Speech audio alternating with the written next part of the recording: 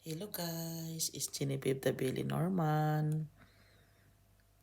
Guys, marunong lang akong mag-angle. Kaya siguro nakuha kong maganda naman itong bahay sa papa ni Frank guys. Tapos, ako talaga naglagay mga design. For a while, hindi ko naman sinasabing hindi marunong yung asawa ko. Inatake kasi kami dito guys nang hindi ko alam.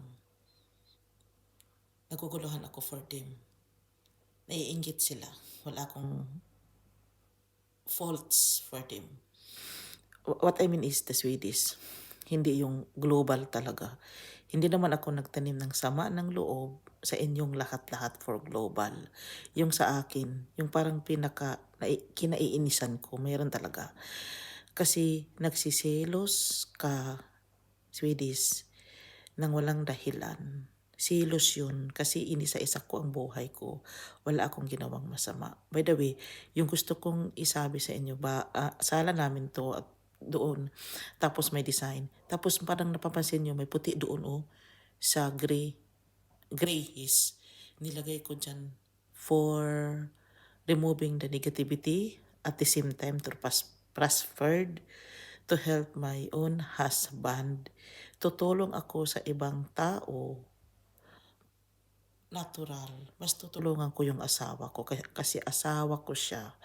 Ito talaga na kasi ang buhay namin. Kung nasisiyahan kayong tingnan kami, just follow, copy, and kopyahin nyo. Wag lang nakawin lahat.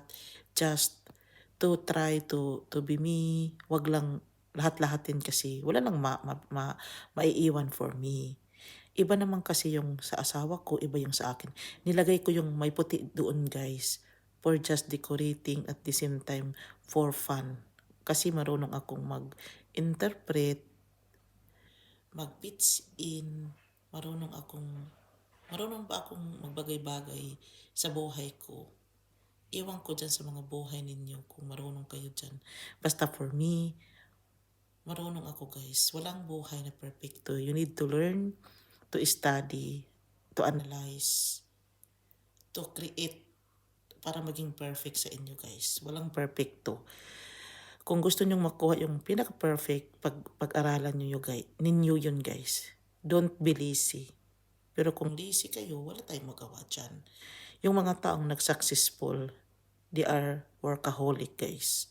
They are mindful. They are studying a lot. Guys, dito na lang ako. Maraming salamat. Bye.